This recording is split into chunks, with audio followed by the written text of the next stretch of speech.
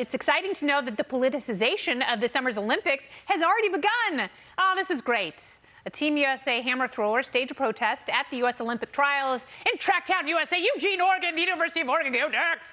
Turning back to the American flag and covering her head with a shirt during the national anthem. The White House today defended the stunt, but some, like Texas Republican Congressman Dan Crenshaw, says if she hates this country so much, why is she representing it? Check it out. We don't need any more activist athletes. She should be removed from the team. The entire point of the Olympic team is to represent the United States of America. That's the entire point.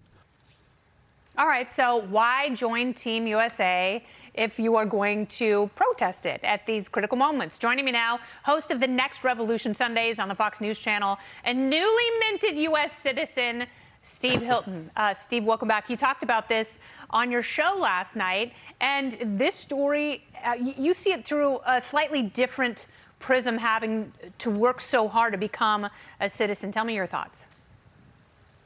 Well, it's incredible to me that, exactly as Crenshaw says, that if you really hate your country so much that you want to make that very powerful, very public protest, then why are you representing your country? Surely if it's that bad, you don't want to represent it.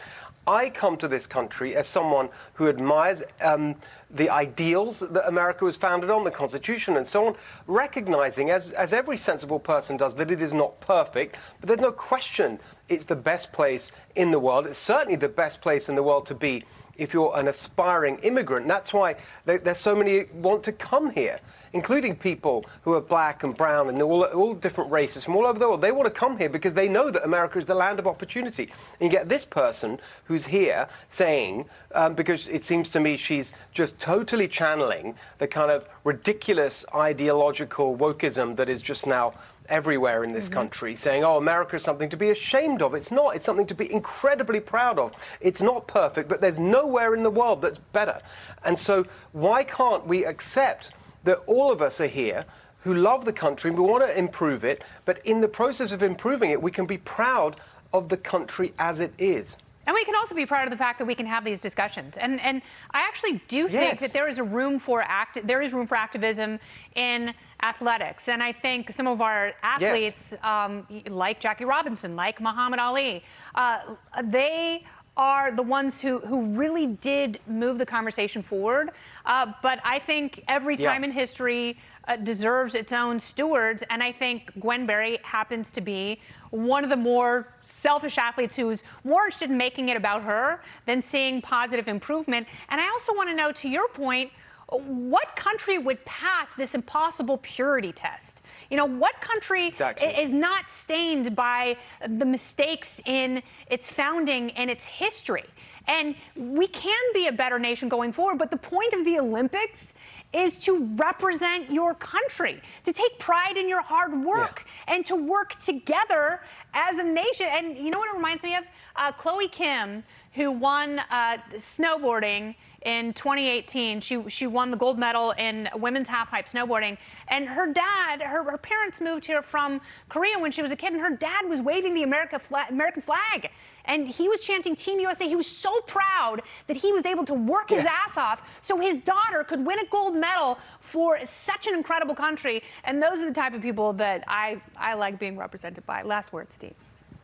Or a bunch of last Exactly. Look, you know, the whole point is that America, and by the way, I totally agree with you about activism. I don't agree with Crenshaw on that. I think it's perfectly reasonable, and sport is a powerful vehicle. In my past life, I actually helped set up something called Sport for Good, which is using sport as a tool for social change. Nothing wrong with that. But this is ridiculous, and the really deep point I think we got to bear in mind, especially when she's kind of protesting on the basis of race, is that there's no other country in the world where, as an immigrant of any race, you can go there and become, like we are here, an American. You go to England, you're never going to be considered English, however long you're there.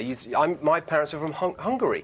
You think you can be an immigrant and go to Hungary and be treated as a Hungarian? You go to China as an immigrant. They'll never accept you as Chinese, yet anyone in the world can come to America and be an American. That is something that is unique, it's incredible, and we should be totally proud of it, even as we work to improve it. So everyone who's here has equal opportunity. And by the way, that is the whole point of America. That's the idea that it was founded on, and we ought to keep working towards it. And as we do so, be proud of it.